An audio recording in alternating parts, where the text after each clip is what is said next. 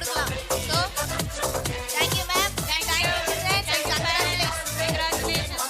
இன்னைக்கு கரண்டே இல்ல, என் மொபைல்ல சார்ஜும் இல்ல, எப்படி பொழுது போக்குறதுனே தெரியலமா. என்ன சொல்ற? ஃபோன் இல்லாம பொழுது போகாதா? அந்த காலத்துல நாங்க கரண்டே இல்லாம பொழுது போக்கணும். என்னது கரண்டே இல்லாம பொழுது போக்குனீங்களா? கரண்டே இல்லாம பொழுது போக்குனது ஓகே, மொபைல் ஃபோன் இல்லாம எப்படி பொழுது போக்குனீங்க? என்னது மொபைல் இல்லாம பொழுது போகாதா? அந்த காலத்துல நாங்க மொபைல் ஃபோன் இல்லாம எவ்வளவு சந்தோஷமா இருந்தேன்னு காமிக்கிறேன், இங்க வா.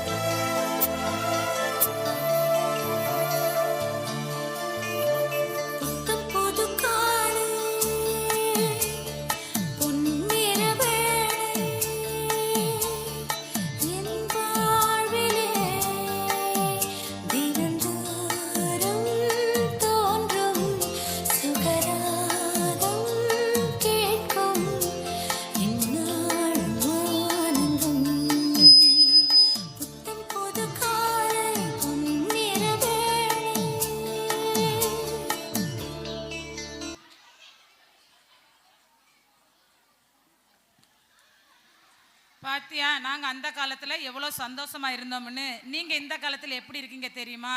ஆமா, நாங்க இந்த காலத்துல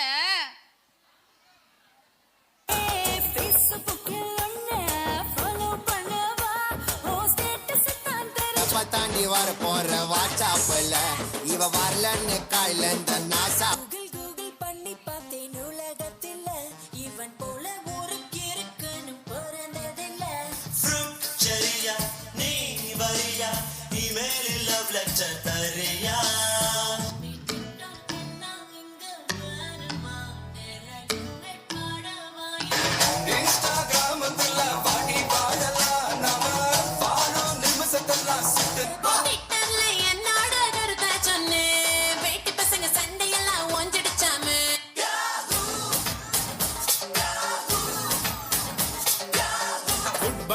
கபடின்னு விளையாட்டு இருக்கு, செல்போனை கொதிக்க இந்த பப்ஜியும்.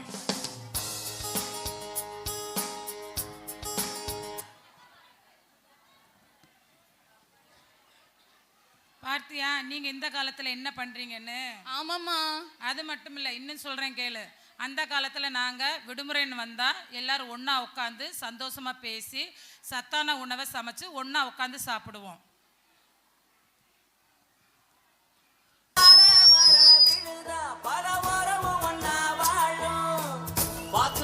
பாசத்துல ஊஞ்சலாடுது, ஒரு கண்ணு கலங்கினாலும் பல கைகள் துடைக்க வருமே. இப்படி ஒரு கூட்டுக்குள்ளத்தான் வாழ ஏங்குது. சொந்தமுள்ள வாழ்க்கை சொர்க்கத்துக்கு மேல, சொத்து சொகம் ஏதும் வேண்டாமையா. சொன்ன கதை இல்ல, கேட்ட கதை இல்ல, இந்த கதை போல வேறேனையா.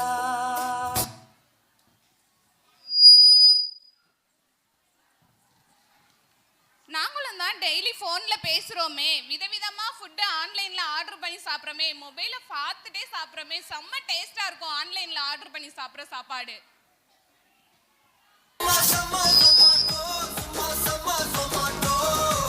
சிட்டிக்கே பெஸ்டா இல்ல சின்ன வயசு ஃபேவரட்டா, இதுதான் டைம் ஒன்னா என்ஜாய் பண்ணலாம்.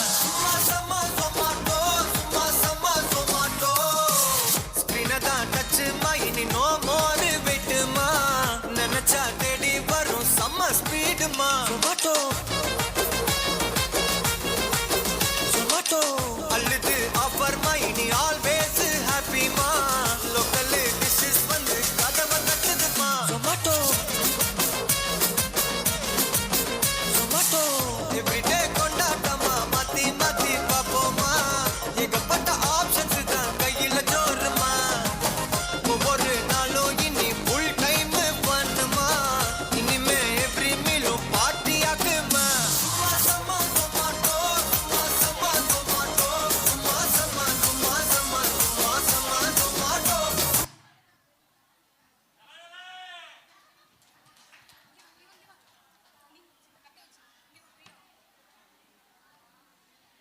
ஆர்டர் பண்ணி சாப்பிட்ற சாப்பாட்டில் சக்தி இல்லை, அதில் உடல் நோய் தான் வரும்.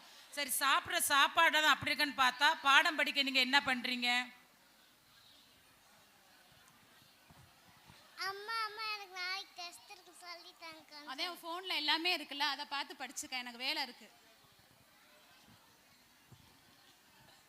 சரி, விளையாட்டை வந்து நீங்கள் ஒழுங்காக விளையாடுனீங்களா? எப்படி சாமி நீங்கள் விளையாடுறீங்க? என்னம்மா நாங்கள் விளையாட மாட்டோமா? ஸ்கூலை விட்டு வந்தோன்னா வந்து நைட்டு 8 மணி வரைக்கும் மொபைல் ஃபோனை கையில் வச்சு ஒரே கேமு தான். ஃபோன் பார்த்துட்டு இருந்தா நிறைய நோய் தான் வரும், சோம்பேறித்தனம் வளரும், கண் பார்வை போகும். அந்த காலத்தில் நாங்கள் எப்படி விளையாடணும்னு சொல்லட்டா? சொல்லுங்க பாப்போம்.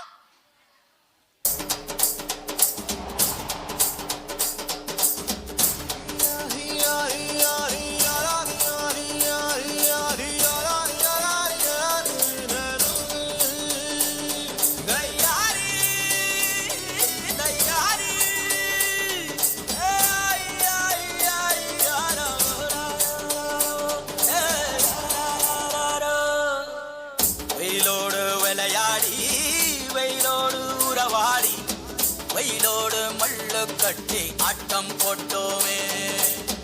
ಎಂಡೂರು ನರಿವೂರು கருவேலங்க கோரம் அத்தானை சுத்தி சுத்தி வட்டம் போட்டோமே. பசி வந்தா குருவி முட்டை தண்ணிக்கு தேவங்குட்ட பறிப்போமே சோழ தட்ட புழுதிதான் நம்ம சட்ட புழுதிதான் நம்ம சட்ட.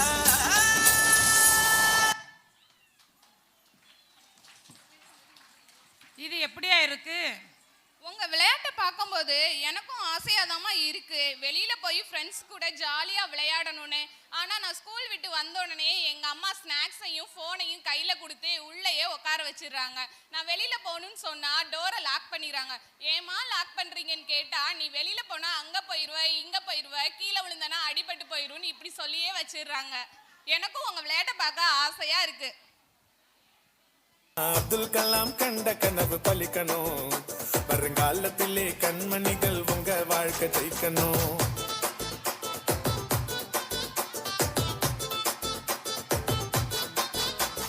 ஃபுட்பால் கபடின்னு விளையாட்டு இருக்கு, செல்போனை கொதிக்க இந்த பப்ஜியும் எதுக்கு? ஃபுட்பால் கபடின்னு விளையாட்டு இருக்கு, செல்போனை கொதிக்க இந்த பப்ஜியும் எதுக்கு?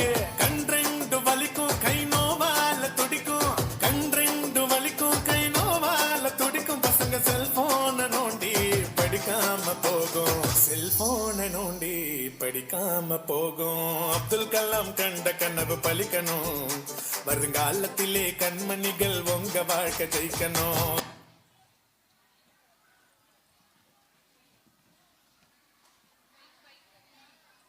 இது விளையாட்டு மட்டும் சம்மந்தப்பட்ட விஷயம் இல்லை, இதில் நிறைய உடம்பு ஆரோக்கியமான விஷயம் இருக்குது. நீங்கள் வெளியில் போய் விளையாடும் போது உங்கள் உடம்பு ஆரோக்கியமாக இருக்கும், உங்கள் மனசு ஒருநிலைப்படுத்தும். இதை பாருங்கள். போகும் பாதை தூரமே வாழும் காலம் கொஞ்சமே ஜீவ சுகம் பெற ராக நதியினில் நீ நீந்தவா.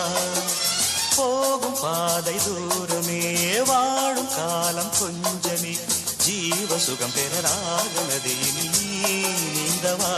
இந்த தேகம் மறைந்தாலும் இசையாய் மலர்வேன், இந்த தேகம் மறைந்தாலும் இசையாய் மலர்வேன், கேளாய் பூமனமே.